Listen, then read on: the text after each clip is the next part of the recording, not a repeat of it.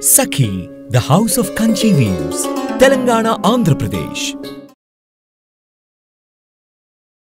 నమస్తే రమగారు. నమస్తే జయ. రమగారు, ఏదైనా ఒక గ్రామ దేవత కథ చెప్తారా? ఇది ఒక 2-3 నెలల క్రితం ప్రారంభమైన కథ. అంత జర్నీ చేశారా? అంత జర్నీ అయ్యింది. ఓకే. నేను ఇక్కడికి వెళ్ళబోతున్నాను. మన కొండ బిట్రగుంట ప్రసన్న వెంకటేశ్వర స్వామి దేవస్థానంలో రేపు దసరా పండగలు మొదలయ్యాక 6వ తారీఖు ఒక ప్రోగ్రాం జరగబోతోంది. అప్పుడు ఇంతకుముందు మనం కొండ బిట్రగుంట దేవాలయం గురించి, వెంకటేశ్వర స్వామి గురించి మాట్లాడుకున్నప్పుడు నాకు మన విష్ణు, యాంకర్ విష్ణు, పుస్తకం తెచ్చిచ్చాడు. మీ తమ్ముడు ఒక పుస్తకం తెచ్చిచ్చాడు, బిట్రగుంట దేవస్థానం గురించిన కథ. నేను అది చదివి ఆ కథ చెప్పా. వాళ్ళు ఆ కథ వినే, అమ్మ మీరు రండి, మీరు ఈ కథ చెప్పాలి మాకని పిలిచారు. అయితే ఈ పుస్తకం కోసం, ఆ పుస్తకం నేను ఎవరికో ఇచ్చా, ఎక్కడ పెట్టానో గుర్తు రాలేదు. ఒక్కసారి మళ్ళీ వివరాలు చూడాలని, ఎక్కడికైనా వెళ్ళేటప్పుడు బుక్ రిఫర్ చేసుకుంటే మంచిది కదా. ఇక ఆ పుస్తకం కోసం ఆ విష్ణుని పట్టుకుంటే ఆ విష్ణు చెప్పాడు, మీకు ఇంకొక గ్రామదేవత పుస్తకం ఇస్తాను, ఆమె గురించి చెప్పండి అన్నాడు. అంతకుముందు రంగనాయకులపేటలో ఉన్న రంగనాయక స్వామి, నెల్లూరు రంగనాయక స్వామిదే ఆ అబ్బాయే పట్టుకొచ్చాడు. మన ఈ బిట్రగుంట దేవస్థానంది ఆ అబ్బాయి పట్టుకొచ్చాడు. ఇప్పుడు కళగోళ శాంభవి అట, కళాగోళ శాంభవి, కళాగోళ శాంభవి అంటే కళగల అమ్మ ఆవిడ. ఆ కళగల తల్లే కళాగోళంగా మారింది. ఇప్పుడు ప్రధానంగా మా తమ్ముడు ఆలోచన ఏంటంటే, నెల్లూరు పరిసర ప్రాంతాల్లో ఉన్నటువంటి ప్రఖ్యాత దేవస్థానాలన్నీ కూడా మీ నోటి ద్వారా చెప్పించాలి, అది తన ఉద్దేశం. పట్టుకొచ్చి ఇచ్చాడు.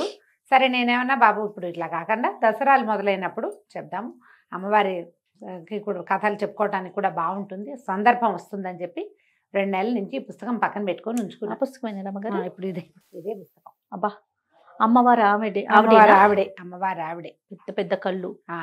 అయితే ఈవిడ స్వయంభూ, తనంతట తను వెలసిన తల్లే అని చెప్తారు. చాలా చిత్రమైన గాథ ఉంది, చెప్దాం.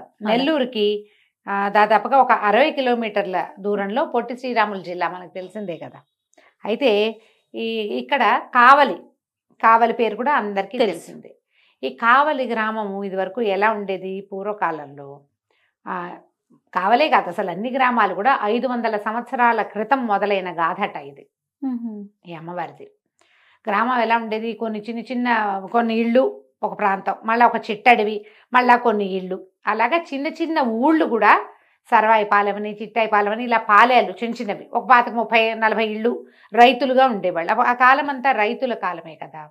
ఈ వీట్లలో, ఈ చుట్టుపక్కల ఉన్న అన్ని గ్రామాల్లో సర్వాయిపాలెం అనేది ఒక గ్రామం. ఈ సర్వాయిపాలెం వాళ్ళకి అస్సలు పంటలు పండలేదట కొంతకాలం పాటు, చాలా ఇబ్బందులు పడేవాళ్ళు. అయితే వీళ్ళు ఏం చేశారట, ఇలా ఒక రకమైన సమస్య, అంటే క్షామం లాంటిది వచ్చేసింది. నీటి ఎద్దడి ఉండేది, క్షామం ఉండేది. వీళ్ళు కావలి గ్రామంలో ఉన్నటువంటి శివాలయానికి వెళ్ళి పరిపరి విధాలుగా అమ్మవారిని, అయ్యవారిని ప్రార్థన చేసి, చూద్దాం అమ్మ దయ ఏదైనా ఉంటుందేమోనని రాగులు చల్లుకున్నారట తమ పొలాల్లో. వీళ్ళైపోయినాయి భూములు, ఏమి పండటల్లా. రాగులు పండుతాయి ఎంతో కొంత, పండితే వేసుకుంటే ఈ రాగులు అందరికీ పండలేదు, కానీ ఒక రామిరెడ్డి గారిని ఒక ఆయనకి మాత్రమే కొంచెం పండినాయట. ఏం చేస్తారు ఆ సర్వాయిపాలెం గ్రామస్తులు, ఆ రాగులు ఊడ్చి మొత్తం అన్ని నూర్చుకుని, ఒక బొట్ట అంటారు దాన్ని, ఏమంటారు, మన ఇది ఉంటుంది, గంప ఉంటుంది కదా, ఒక గంప నిండుకి వచ్చినాయట. ఆయన ఊళ్ళో వాళ్ళందరినీ పిలిచి, అందరం ప్రయత్నం చేసాము, ఎవ్వరికి పండలేదు, నాకు ఒక్కడికే పండింది, అది కూడా ఇంత మాత్రమే, ఏం చేద్దాం, ఇదే అమ్మదయ్యని తలా 3 గుప్పెళ్ళు తీసుకుపోండి. తలా ఒక 3 గుప్పెళ్ళు తీసుకుంటే భార్యకి పిల్లలకి ఇంట్లో కాచుకుని తాగండి, దీన్నే పంచుకుందాం అన్నట్టు. ఎంత మంచి ఆలోచన చూడు. తనకు ఒక్కరికి పండితే ఆయన ఒక్కడు ఉంచుకోకుండా, పోనీ సగం ఉంచుకుని సగం ఇవ్వటం కాదు, ఆ ఎన్ని రాగులు నూర్చారో ఆ రాగుల్ని ఎదురుగుండా పెట్టి తీసుకోండి తలా కాసిని అంటే, ఎంత తీసినా రాగులు ఉంటూనే ఉన్నాయట అందులో. అందరు తీసుకుంటున్నారు, బొట్టలో ఇంకా రాగులు ఉన్నాయి. ఏదో వింటుంది ఇందులోనే అని అనిపించిందట. అయితే రాగి బొట్టని, ఆ రాగులున్న దాన్ని బోర్లిస్తే అందులో ఒక 9 అంగుళాల ఇంత పంచలోహ విగ్రహ రూపంలో అమ్మవారు కళకళ్ళాడుతూ కనపడిందట వాళ్ళకి. అట్లా విగ్రహ రూపంలోనే వెలిసింది. అబ్బా, తెల్లబోయట, ఎంత కళగా ఉందట. 9 అంగుళాలంటే ఇంతేగా ఉంటుంది, అంతే కదా. 12 అంగుళాలు 1 అడుగు, 9 అంగుళాలు అంటే 30 అడుగు. ఎంత కళగా ఉందట, అసలు మెరిసిపోతున్న మొహంలోంచి ఇట్లా కాంతి వస్తుంది, ఎంత అద్భుతంగా ఉందో. ఒక అశరీరవాణి వినపడిందట. పండిన కాస్తని ఇదే అమ్మణ్ణి దయ అని భావించి ఐకమత్యంగా ఉండి అందులోంచే తలా ఒక గుప్పెడు తీసుకోవాలన్న మీ భావన నుంచే నేను ఉద్భవించానని చెప్పిందట అమ్మవారు. ఆమెని ప్రతిష్ఠించుకున్నారు. ఆమె చాలా బాగా కాపాడిందట. తర్వాత వర్షాలు పడ్డాయి, మంచిగా పంటలు పండేవి. సాయంకాలం అయ్యేసరికల్లా అమ్మవారు సంచారానికి వెళ్ళేదట. ఈమె ఇది చూడ్డానికి మామూలుగా కనపడేది. ఈ అమ్మవారికి ఒక పేరు పెట్టుకోవాలనుకున్నారు. బాగా చూసి బ్రాహ్మలు వాళ్ళు వీళ్ళు చాలామంది పండితులు చుట్టుపక్కల ప్రాంతాల నుంచి వచ్చి ఇంత కళగా ఉందని కళగల తల్లి అని పెట్టుకున్నారట పేరు. కళగల అమ్మణ్ణి, అంతే ఆవిడ పేరు. అమ్మణ్ణి అంటే ఆ ప్రాంతాల్లో అమ్మవారిని మనం అమ్మవారు అంటాం కదా, అమ్మోరు అంటారు ఒక చోట, అమ్మ తల్లి అంటారు ఇంకొక చోట, వీళ్ళు అమ్మణ్ణి అంటారు ఈ ప్రాంతం వాళ్ళు.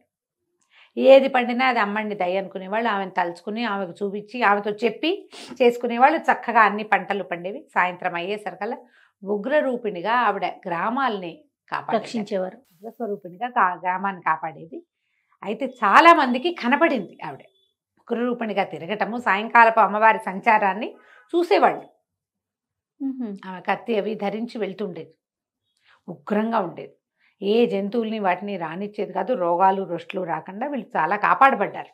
అయితే ఒక మలయాళ మాంత్రికుడు ఒక ఆయన ఇట్లా అమ్మ ఎదురుపడేసరికల్లా ఇవైతే తిరుగుతుందని తెలుసుకుని ఇట్లా దైవిక శక్తుల్ని స్వాధీనపరచుకోవాలనే తాంత్రికులు చాలామంది ఉండేవాళ్ళు ఆ కాలంలో.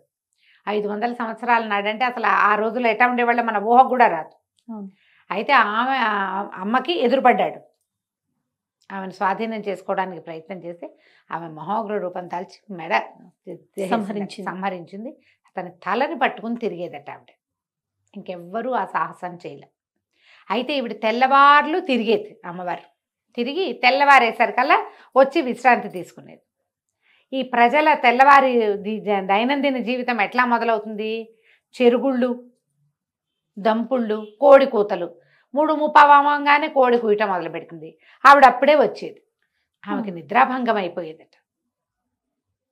ఈ కోడి కూతలు, దంపుళ్ళు, చెరుగుళ్ళు వినపడని చోటికి నన్ను పంపించమని అడిగిందట. ఎవరి మీదకైనా వచ్చి చెప్పించుండొచ్చు. అమ్మని నిద్రపోనీయరు. తెల్లారేసరికి గ్రామంలో ఉన్న వాళ్ళందరూ ఒడ్లు దంచుకుంటారు. అవును, ఏదో రాగులు దంచుకుంటారు. ఒడ్లు కాకపోతే అక్కడ రాగులు పండుతాయి అనుకో, రాగులు దంచుకుంటారు, చెరుగుతారు. కోళ్ళు కూసినట్టే ఉంటాయి. కోడి లేని ఊరు ఎక్కడ ఉంటుంది? పల్లెటూరు.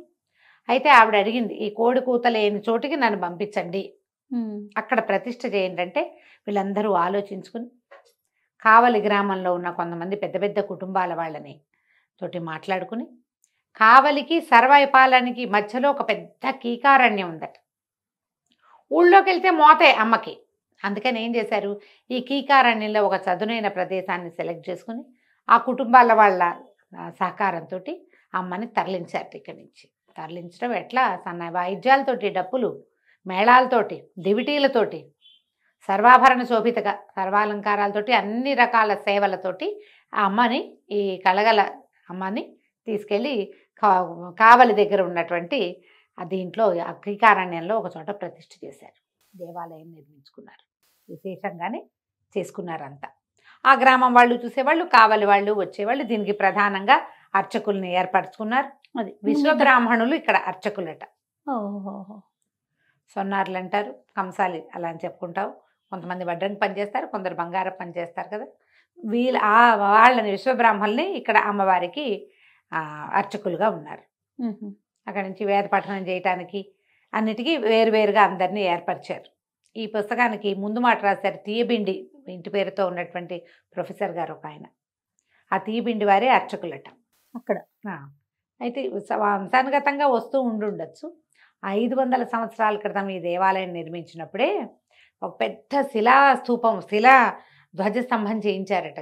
60 అడుగుల ఎత్తు, దాదాపుగా 2.5 అడుగుల వెడల్పు ఉన్నటువంటి ఈ ఏకశిలా ధ్వజస్తంభం ఆంధ్రప్రదేశ్లో ఈ ఒక్క దేవాలయంలోనే ఉందని రాశారు బుక్లో. పెద్ద శిలా ఇది ఉందన్నమాట. చాలా ఏకశిలగా ఉన్న ధ్వజస్తంభం. ధ్వజాన్ని ముట్టుకుంటే అమ్మవారి పాదాలు ముట్టుకున్నట్టేట.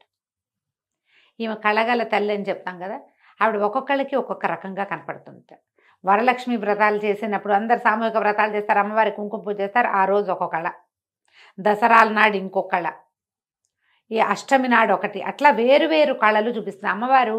మనకి ఎట్లా చెప్పుకుంటామంటే సమస్తమైన కళలు ఉన్నాయి. చాలా చిత్రంగా చెప్తాం. ఇన్ని కళలు 360 కళలు ఉన్నాయి. 360 కళలు ధరించి ఉంటుంది. ఏ రోజులో అర్చన జరిగితే ఏ అర్చన జరిగితే దానికి సంబంధించిన కళాస్వరూపంగా కనపడుతుంది.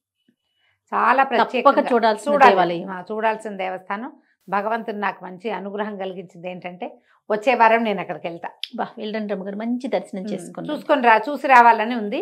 పుస్తకం చూసిన దగ్గర నుంచి అనుకుంటున్నాను. నేను అనుకోకుండా దీనికోసం వచ్చింది. కావలి కూడా వెళ్తే ఎలాగూ నేను బిట్రకుంట వెళ్ళబోతాను కదా, అక్కడి నుంచి అమ్మవారిని కూడా చూద్దామని. తర్వాత చాలా ఏమైంది, క్రమంగా ఈ కావలి ప్రాంతంలో నుంచి ఇప్పుడు ఇక్కడ మనకి దంపుళ్ళు వినపడవు, కోడికూతలు వినపడవు, ప్రశాంతంగా ఉండేది. అయితే ఈ అమ్మవారిని విశేషంగా సేవించిన ఒక అర్చక స్వామి నువ్వు ఇలా ఊరు బయట ఊరు లేకుండా ఉండద్దని ఆమెను కోరుకున్నాడట. అప్పుడు ఆమె ఆజ్ఞ చొప్పున గ్రామం దగ్గరగా పెరిగింది. ఆమె ఇవి ఉండకూడదు అనుకుంది, కానీ గ్రామం నడిబొడ్డున ఏర్పడింది అనమాట. దీన్ని ఆధారంగా చేసుకుని మళ్ళీ కొత్త దేవాలయం గ్రామం అంతా పెరిగిందనమాట. విశేషంగా పెరిగిందని చెప్తారు. అమ్మవారికి చాలా అత్యద్భుతమైన పూజా విధానాలు జరిపిస్తారు. 500 ఏళ్ళ నాడంటే ఇది విజయనగర సామ్రాజ్యానికి సంబంధించిన వాళ్ళు కూడా ఇక్కడికి తిరిగేవాళ్ళు. కొంత దండు బాట అని ఒక బాట ఏర్పరిచారు. ఒక అత్యద్భుతమైన చెరువు అమ్మవారే ఆజ్ఞిచ్చి చెరువు తవ్విచ్చిందట. కావలి చెరువు ఆ ప్రాంతం అంతటికి నీళ్లు సప్లై అదే ఆ చెరువే. తర్వాత ఏమో వీళ్ళు విజయనగర సామ్రాజ్యానికి చెందిన రాజులు కొంతమంది ఆ ప్రాంతాల్లో వెళ్తూ ఏనుగుల బావి అనే పెద్ద దిగుడు బావిని తవ్వించారు. అమ్మవారి ఇక్కడికి రాకముందు వీళ్ళకి చాలా నీటి కొరత కరువు ఉండేది. తక్కువ పండేవి, అన్ని రకాల పంటలు పండేవి కాదు. ఒక రకమైన క్షామంతో బాధపడేవాళ్ళు వాళ్ళు. కానీ ఎప్పుడైతే ఈ అమ్మని ఈ రకమైన స్వరూపంతో వీళ్ళకి కనపడిందో అప్పటి నుంచి వీళ్ళకి నీటి ఎద్దడి లేదు. కావలి ప్రాంతం అంతా కూడా సుభిక్షంగా ఉంది. అంతా పెరిగిందనమాట బాగా. 500 ఇయర్స్ అంటే చాలా పురాతనమైన క్షేత్రం అని చెప్పుకోవాలి కదా. అప్పుడు ఏర్పరిచిన క్షేత్రాలలో ప్రఖ్యాతిగాంచిన క్షేత్రం ఈ కళగోల శాంభవి అమ్మవారి క్షేత్రం. అంటే ఇది అమ్మణ్ణి అని చెప్పుకునేవాళ్ళు, కానీ ఈవిడ శంభుని రాణిగా భావించి శాంభవిగా నామకరణం చేసుకున్నారు.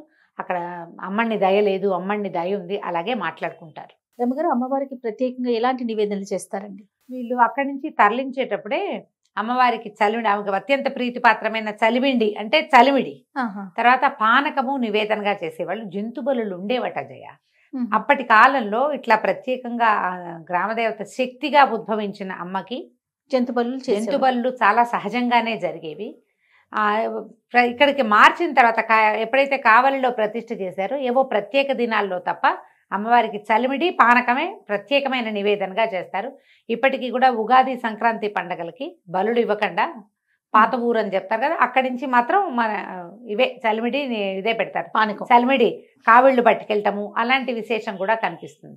ఈ జంతు బలులు ఉండటము గ్రామ దేవతలకి ఇలా, లేకపోతే కావలి శక్తిగా ఉండే చోట జంతు బలులు ఇవ్వడం ఒక సహజమైన విధానమే. కానీ విజయనగర రాజులు అమ్మవారికి సుప్రభాత వెంకటేశ్వర స్వామి ప్రతిరూపంగా భావించేవాళ్ళు. వాళ్ళు భావించి సుప్రభాత సేవను కూడా ఏర్పాటు చేశారు. వాళ్ళని ఒకసారి మహమ్మదీయ సైనికులు బంధించడానికి వస్తే అమ్మవారి మహిమ వల్ల ఎన్నో క్రూర జంతువులు వచ్చి సైనికుల్ని తరిమి కొట్టేసినాయట. అమ్మవారి వల్లే అది జరిగిందని 2-3 రకాల ప్రత్యేకమైన కథలు కూడా చెప్తారు ఆ ప్రాంతంలో జరిగినవి. ఇప్పుడు ఎవరికి వాళ్ళకి మనకి ఏదో విపత్కర పరిస్థితుల్లో ఉన్నాం, బయటపడే మార్గం లేదు. అమ్మ నీకు అది చేస్తా ఇది చేస్తా తల్లి బాగా 2 కావిళ్ళు చలిమిడి తెస్తా, 2 కావిళ్ళు పానకం తెస్తా, నన్ను రక్షించు దండాలు పెట్టుకున్నారనుకో. సడన్గా పరిస్థితి కనుక అప్సైడ్ డౌన్ అయితే వాళ్ళకి మహిమే కదా అది. అంతేగా, అదే ప్రచారంలోకి వస్తుంది. ఇట్లాంటి ఎన్నో మహిమలు ఆ ప్రాంతంలో నమ్ముకున్న వాళ్ళకి నమ్ముకున్నంత ఎక్కడైనా అంతే. అమ్మవారు అలాంటి ఏంటంటే విపత్కర పరిస్థితుల్లో రక్షించే దేవతగా ఈమె చాలా ప్రత్యేకంగా చెప్పుకుంటారు ఆ ప్రాంతవాసులు. చాలా ప్రత్యేకమైన దేవాలయం. ఒకవేళ ఏ పరిస్థితుల్లో అయినా మీరు నెల్లూరు వెళ్ళేటప్పుడు, కావలి వెళ్తేనో, బిట్రకుంట వెళ్ళినప్పుడు ఖచ్చితంగా ఈ అమ్మవారి దర్శనం చేసుకోండి. నేను ఈ అమ్మవారి చరిత్ర చదివిన తర్వాతే గ్రామ దేవతల వివరాలు ఎవరైనా పంపిస్తే ప్రజలకు అవి కూడా తెలియజేయాలి అని అనిపించింది నాకు. ఇంకా స్పందన ఏమి రాలేదు. మరి మనకి ఏదైనా స్పందించి వస్తే దసరా సందర్భంగా కాకపోయినా కూడా మనము గ్రామ దేవతల చరిత్రని ప్రజలకు తెలియజేద్దాం. నమస్తే. Anchors Jewelry courtesy by Mukunda Jewelries.